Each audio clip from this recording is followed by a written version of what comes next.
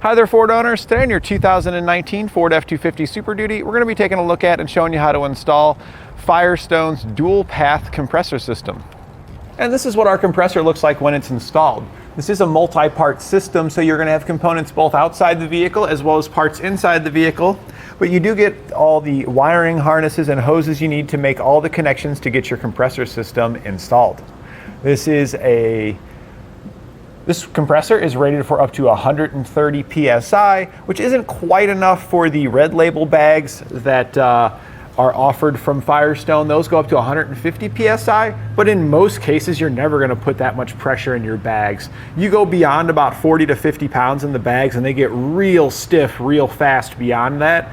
In most cases, you don't need to go with more pressure than that. It just depends on how much you're gonna load it, but for the majority of loads, you typically don't need to go that high. And this is what our interior gauge and control cluster looks like when it's installed. Now you do have the option of putting it wherever you'd like. On the F-250 we've got here, the interior is quite crammed full of various controls and electronics. So there's pretty limited on our space we're able to put it here. But in this location, you can see here, it's fairly similar to where you would mount like a brake controller. So you could put a brake controller on one side, your gauge cluster on the other. Type of thing. This has a factory brake controller on it, which is located here, so it's out of our way. So we turned our ignition on so we can illuminate our cluster there, showing that you can see it even at night, in the dark, and that's really nice, so that way you don't have to rely on cab lights and stuff. Sometimes your cab lights in the position they're at, you get shadows from your steering wheel or other components around there that might make it difficult to see. Being backlit makes it easy to see from a lot of different angles. If we push up on our switches, that'll activate our compressor. We're gonna go ahead and press up on both to do both at the same time. And we can hear our compressor system running now. And we can see that it's inflating the bags, looking at the pressure that's on our gauge there. We're just gonna go up to about 20 pounds. And there we go, we've done both of our bags. If you're looking at your truck and you're seeing, hey, I got a little bit more weight on the left than on the right, and your truck's kind of leaning one direction, you could put a little bit more air into that particular side, or we could take air out of the other side. To take air out, you'll just press down on the switch. And we can hear it exhausting when we do that. We'll begin our installation by mounting up the major components. This way we know where we need to route our wires and all of our hoses to connect everything together. So we can maximize the length of hose and stuff that we've got, make sure we're utilizing it to get everything done. So we've mounted our compressor right here on the driver's side.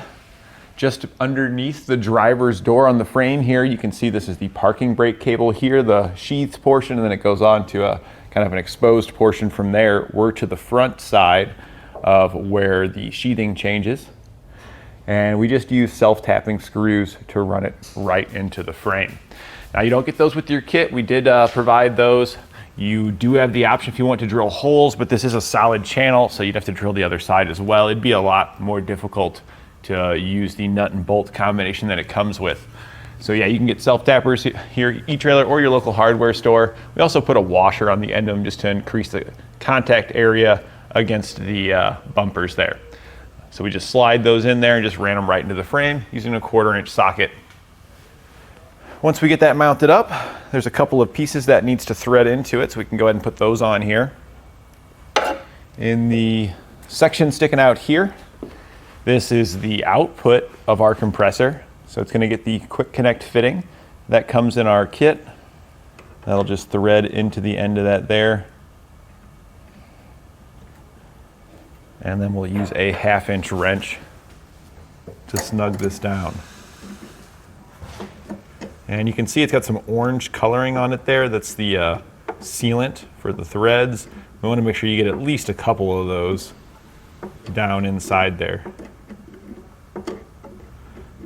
There's another fitting we'll also have to install on our compressor. So once we get this one snugged down, we're going to head to the side of the compressor that's facing towards the rear of the vehicle.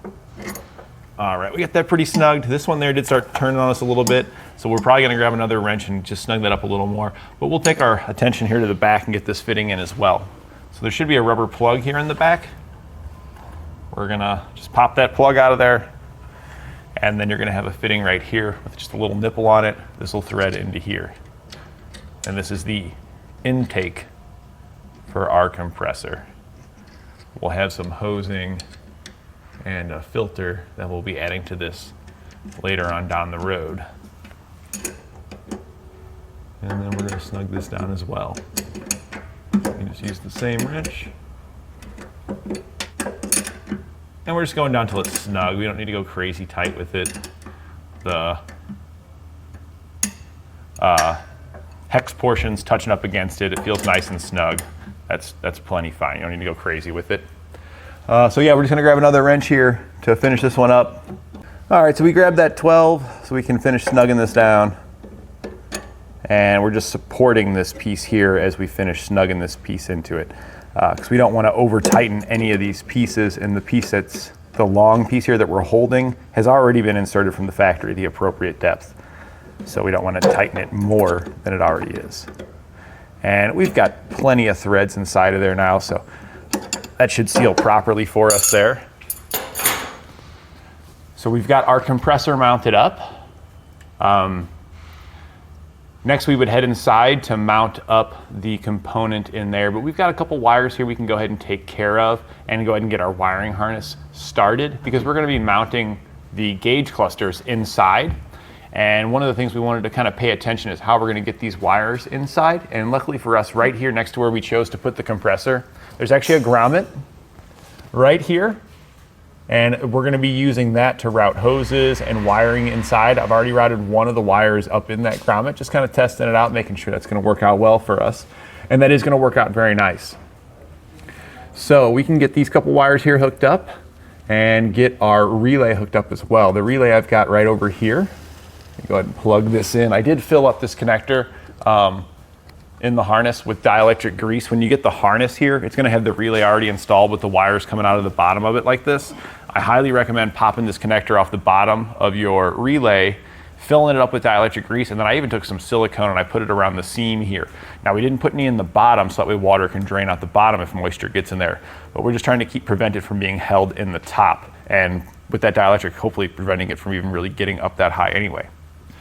So we just mounted this right onto the body panel here. We used another self-tapping screw and ran right through the relay. There's a hole here in the top of the relay, a little tab, and that self-tapper just ran right into this kind of cross beam section of the underbody of the vehicle here to hold that. So that'll get our harness right where we need it, and then we can start running the wires. The orange wire here coming off of that harness is our connector that needs to go to our compressor. If we look at our compressor, you can see it's already got some ends pre-attached on it there for us. So we can just plug these two pieces together here, plug in our red and our orange wire together. And then the black wire here just needs to get ground. And we're actually gonna get ground from one of the bolts that we installed right here. That'd be the kind of the easiest way for us to get that. So we're just gonna grab our gun and our 1/4-inch socket. We're gonna zip out one of these bolts. We'll just do the bottom one right here. Seems like an easy one to get to.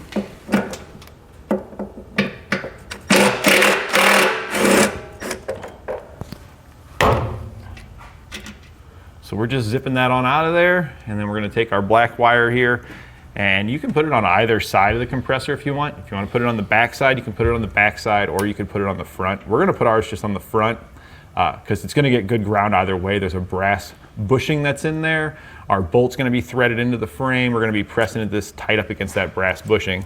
So we're going to get plenty good ground contact through that.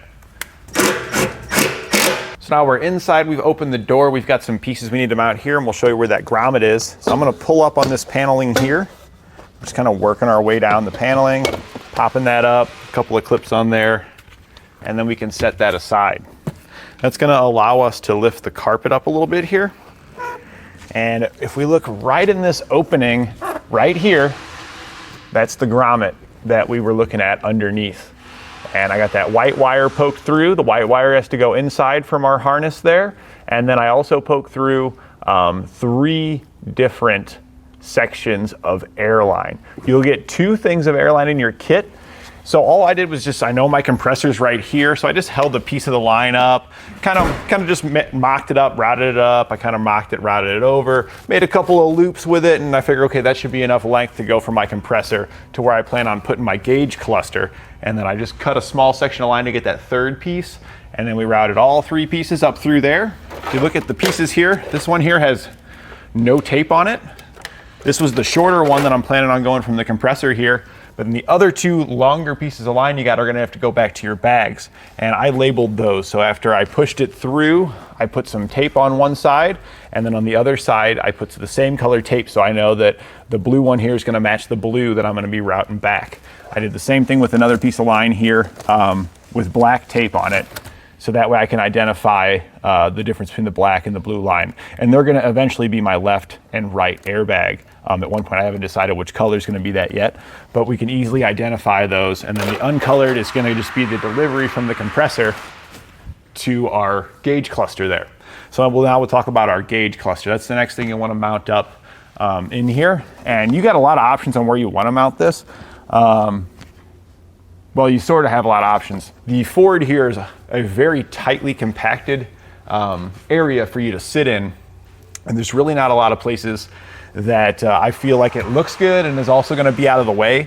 We ultimately ended up with deciding on putting it right here. So that way it's easy to access, it's easy to see the gauge cluster. It doesn't detract from the looks too much, but man, there's just not a whole lot of options. If you put it down here, it's almost too close to your pedals. That would make it difficult to drive. If you put it anywhere up higher, you're gonna have to route your hoses up there, and you don't wanna see hoses routed up anywhere higher. So this way we can kind of tuck our hoses underneath. We were gonna maybe even consider putting it inside the center console there, but there's just not a lot of room inside the center console either. I've seen some people mount them under the seat as well. So those are just kind of some options. If you go into the seat, you're probably gonna have to make your own bracketry for it. So just figure out where you wanna do it. It has ears here on the side. There's one just like that on the other side, and you'll just use hardware that you provide yourself, or you can use the nut and bolt that comes in the kit. We use self-tapping screws once again to get that mounted up. So we've got the major components mounted up. We've got our hoses kind of roughly routed. After we come through the grommet here, I did just kind of shove my arm under the carpet and push all that stuff up here. And that way it'll come out the other side of the carpet, and we can kind of hide it back behind our paneling here as we route it over to our components there. If we look at the bottom of our unit here, you'll have 3 little nipples, and those are for making our connections to our airline. And then we can see here we've got 2 connectors here for connection to our white wire. So we can hook everything up here now. You'll see that we've got these 2 white wires here. This is to complete the circuit to turn the compressor on. So one of them is going to hook to the white wire that we routed here, and the other one's just going to hook to ground. That way when we hit our switch here, we're completing the circuit to ground, and it turns the compressor on to inflate it. And then also to direct it out the appropriate hose to the correct airbag. So we'll go ahead and hook this up. I just kind of use some cable ties here to direct the hoses and wiring kind of up, and trying to keep things out of the way of the pedals here, and then they'll eventually kind of wrap around like this to plug in. We can go ahead and we'll just start. I think it'd probably be easiest to start with the hoses, just because they're so stiff when you get them. They're very stiff. They're kind of hard to work with. So if we can get these hooked up and they're kind of just there, that would make our life a lot easier. So we talked about how we had labeled them when we put them in here. They don't actually have a direct path that they're set to just yet, other than we know that the unlabeled one here is a shorter line, because we were planning on putting this from here to the compressor, which isn't a very far distance. So we're going to start with this one. If we look, we got one on the left, one on the right, and we have one in the middle. The middle is the delivery from the compressor that's going to go to here to get distributed to the appropriate bag. So that's the unlabeled one here. We're going to be putting this on our compressor, so that's going to go right on there. You could warm the hose up. You could put it down in like some really hot water. That's a good way to kind of loosen up the hose some. And you could also use a heat gun as well, which looks like we may or may not need to bust out something else. A lot of times you get lucky enough with just the silicone to be able to insert this, but boy, are we struggling there. We can use some tools to help us, but we want to be careful not to pinch our line. So I'm using a little bit of a rag here, trying to grip it a little bit better and see if we can't get it, but we want to just make sure we don't squeeze too hard. Yeah, we're just sliding down it. So I'm going to grab my heat gun and we're going to put just a little bit of heat on this to make it a little bit more malleable so we can get it on there. All right, so that worked out really well, putting a little bit of heat on the end of that here. So we'll show you what the other ones, we still got to make those connections. So we'll do the left here. We're gonna spray that once again. And then since I know it was kind of difficult before to push these on, we're just gonna go straight to the heat gun. We just need to choose which one we've labeled here that we want to use over on this side. We'll go ahead and make blue left, and we'll make black for the right. Now we got a little bit more line here, so we're gonna trim it up a little bit to make sure that it is kind of even with the other one so it looks nice. So I'm just holding it up here, just kind of seeing the length we're gonna need. And this looks like about where we wanna trim it to make it even with our other line. We are using a special set of cutters here. You can get this here at eTrailer. This is an extremely useful tool and almost necessary for this type of job. Not particularly for these type of fittings here, but for the quick connect fittings that we have that we're gonna be attaching the other end of these lines to, it has to be a clean square cut like that, and this tool will give you that every time. So you can pick this up here at eTrailer. You can see that'll make you nice and perpendicular with the V-groove, and the razor type blade will cut through it without deforming the end. So that's how we're gonna trim them. Grab our heat gun here real quick. I'm gonna pull some of this tape off of here because it's so close to the end that our heat gun is probably gonna damage the tape some, and I don't want it to get on the area where we're trying to work with. So we're just gonna leave a little bit of that, and then we're gonna warm this up. And you don't need a lot of heat. You can damage these pretty easily with the heat gun. They start to deform. So we're gonna try just right there and see if that was enough.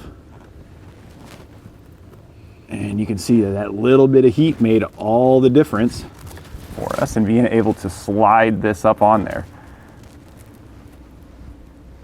All right, so that looks good. Last, we're gonna do our black line, and that's gonna go over there to the fitting on the right. And then when we route this back, we'll just have to route it back appropriately. So we're gonna hold that up there, same thing. Looks like our cut's gonna end up needing to be right where our black tape is. So we'll just slide this off of here. Get that out of the way so we can make our cut, and then slide this in, and we'll just have to remember that black is for the right side. Should be pretty obvious when we're down there because the one line is so much shorter than the other, so we ain't gonna be able to mess those up, and the other one's still labeled blue, so. Okay. And that's about where we wanna make our cut. That trimmed very nicely. Grab our heat gun then. Warm up the line.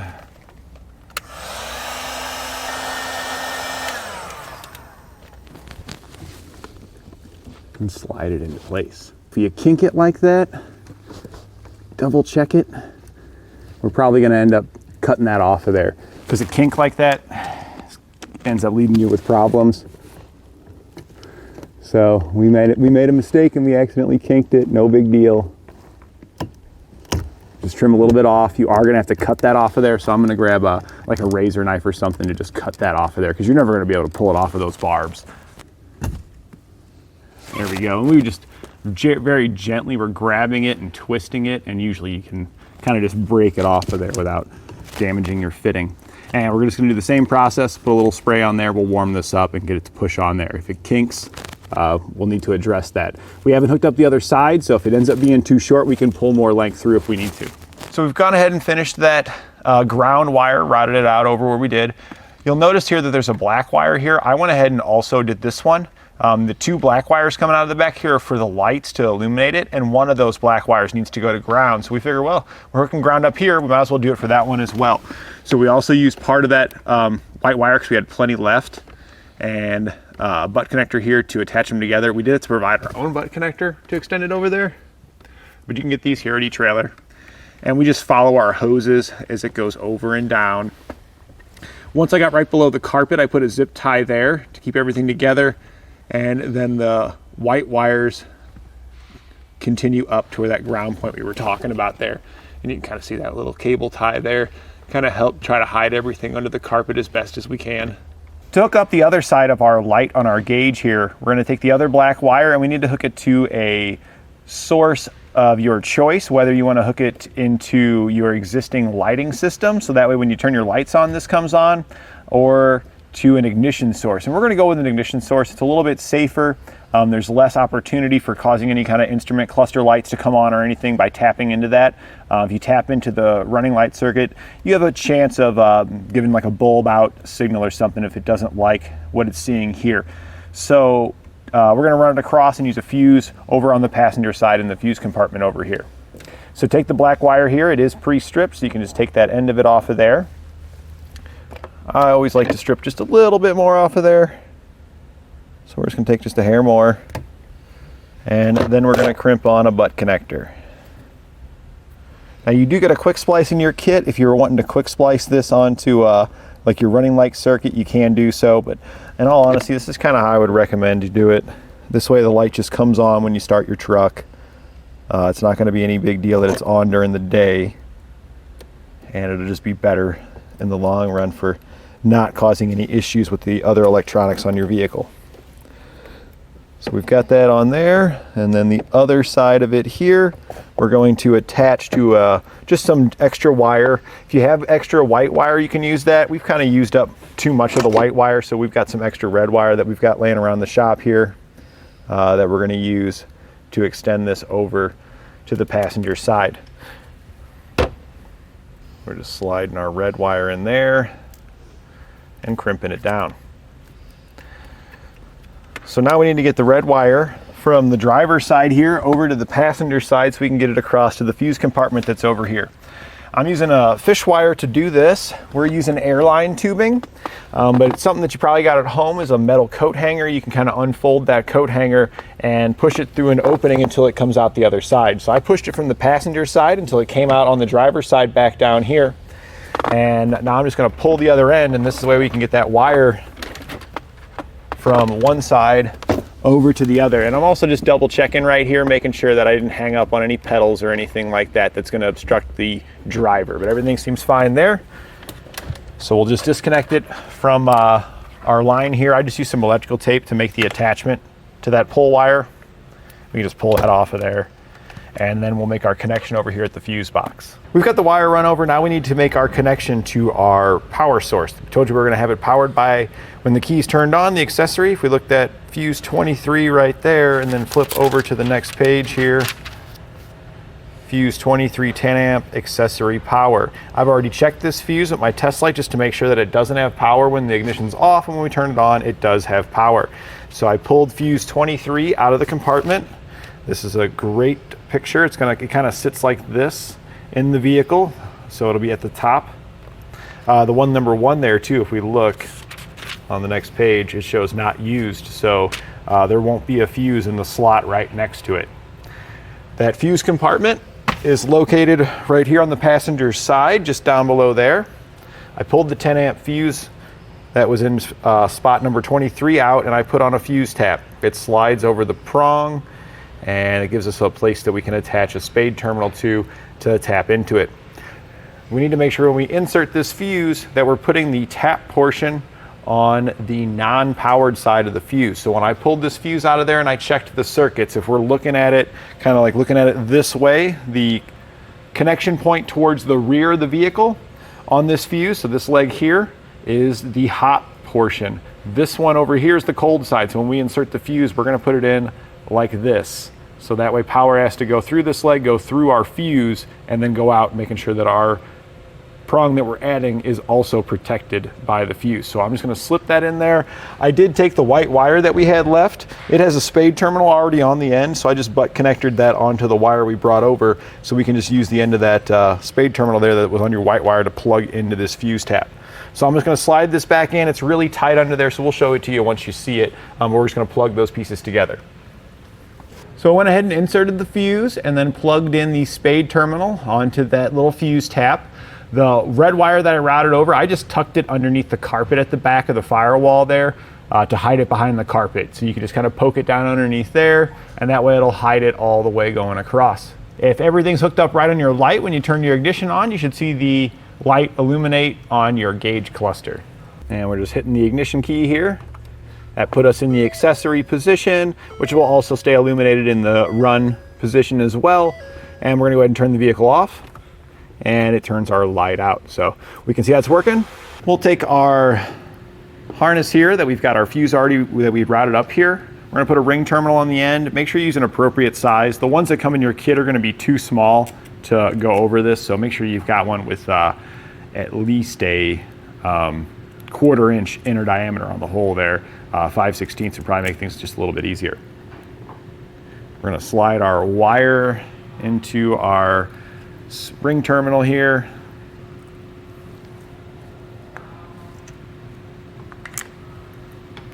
We'll now use a 10mm socket to remove the nut from our battery positive here.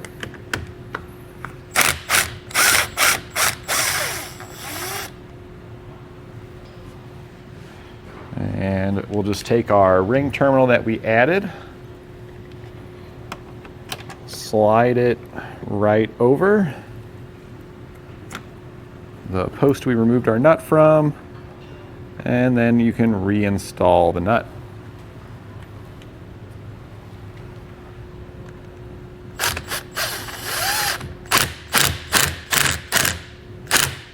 And we're just snugging that back down. We want to make sure that once it's snug, our battery cable is snug on the post. Make sure we can't twist it. That feels nice and secure.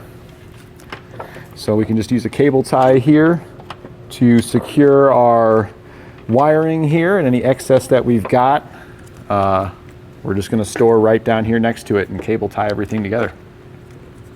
With everything hooked up inside, we're back down here. We just need to route our lines back to the appropriate location. This is our fitting here. This is the air supply for inside. So that's the shorter non-marked one that we had. And this is just gonna poke right into this quick connect. So I'm just kind of lining it up. That looks like a pretty good amount right there. We don't need the rest of this, so we'll cut it with our cutters. Nice square cut there. And this is the quick connect fittings we talked about. To attach it to these, you simply just poke it in there. I like to give it a tug to make sure it can't pull out. It shouldn't pull out. If for whatever reason you mess it up, maybe you want to change how it's routed a little bit or anything like that, and you want to remove it from here, to remove it you simply press in on this collar here. So I'm just pushing in on the collar, and then I'm pulling out. And it's pretty stiff on this one. So sometimes what I'll use is a screwdriver, a wrench instead. So I've got a wrench here. This one's a little bit big, but you can push on it a lot better with a wrench. To get disconnected. We're gonna find a better size. So we got something that's a little bit closer to the size of our line here, and that'll give us a easier time pushing in on that. There you go. See, if we got something that pushes in on the collar, it pulls right out of there. This was an 8mm wrench. Anything that's close to the thickness of your line there works really well for pushing in on it. So we're just gonna push it back in there. We just wanted to show you how you could disconnect it in case you needed to reroute it if you didn't like the way it was around some wires or something and you wanted to move that, you could. The remaining lines we got, we're gonna continue on back. This is the one we had labeled black and one we had labeled blue. Both of those just follow our factory wiring all the way back there. We occasionally will poke it around the back of a body pillar as we need to. We do come around the outside of the frame here, kind of using some cable ties to attach it. And then right in front of the factory gooseneck there, we push it above the frame so we can come out the other side. So when we poked around the other side of our frame, it came out kind of right there next to our fuel tank. We just kind of fed it on going towards the rear here, towards our bag. The other line, we kind of just came out the other side of the fuel tank, the one that was with the black on it. It kind of comes out around the side right here, and it goes over towards the bag over there. You can kind of see we routed it around the gooseneck hitch there to keep it away from our exhaust. We're gonna probably use a little cable tie here to keep it close to that wiring. Over here on the driver's side, we'll show you this one. We've already attached that side. So first thing you'll want to do is remove any air from your system if you do have air in there. So I just got done doing that. We emptied out the air. We'll disconnect our factory lines. We're using that that tool again. We're gonna leave the line here, so if they ever wanted to hook up manual inflation again, they just simply need to poke it back in. And now we're gonna hook this up. So this one has the blue tape on it. We hooked the blue tape up to the left on the inside, so we want blue back here because we're going in the left bag. So I'm just gonna end up bringing our line straight back, and then we're gonna kind of go up and around with a subtle curve there so we don't damage the line. Because I will say Firestone's line is very brittle. It kinks extremely easily, and it cracks very easily as well when you're trying to route it. So you just want to be really careful with this Firestone line. Me personally, I prefer the airlift systems just because the airline is so much more reliable than the Firestone airline. All right, and we're just poking it right into the top of the bag. I always give it a little pull to make sure everything's okay, and then we'll put a cable tie to kind of keep our airline here in a nice kind of gentle curve going in there. So we got all the airlines run now. We're gonna head back to our compressor to get the air filter installed, because if you remember that other fitting that we had coming off of the compressor there, that one's the air intake, and we want to make sure we're not sucking in a bunch of moisture and dirt that can damage our compressor. So this is the filter. This is the airline that it uses. It's a different type of airline. It's much more flexible than the red line that it comes with. It's a lot easier to push on as well. So this is way easier to work with, this line.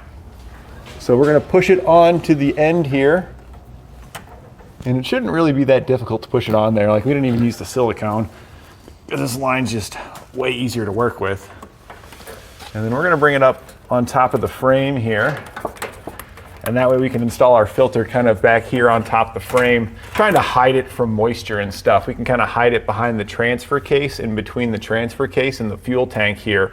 And this will be a pretty good location for it, right over here. All right, so we're just bringing the line over. We're gonna put a small loop in it, like this. So we got our loop here, and then we'll go ahead and use a cable tie to kind of attach it and keep it in this location. I think we're even going to be able to just kind of snap it right into there. That's actually going to work out really nice for us, that it just snaps in there.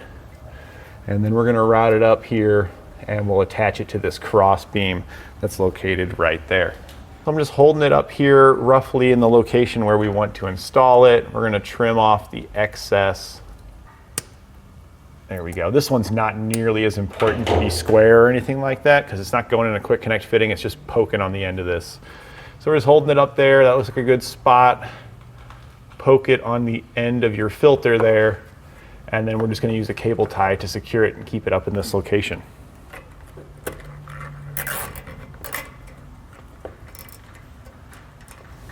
Probably put a second one on it just to make sure it doesn't go anywhere. And then we can head back to the engine compartment to make our battery connection. So now we want to check its operation, make sure everything's working fine. I'm going to go ahead and just turn the key on just to make sure, double check our light. We can turn it off because it should work regardless of our ignition position. And if we push it up, we can see that, we can hear the compressor running, and I can see that the black needle is rising. And we'll go ahead and go up to 30 pounds. We'll put 30 pounds in it, because we'll want to check for leaks as well. And we're going to go ahead and put 30 pounds on the left one. That's going to be our red needle.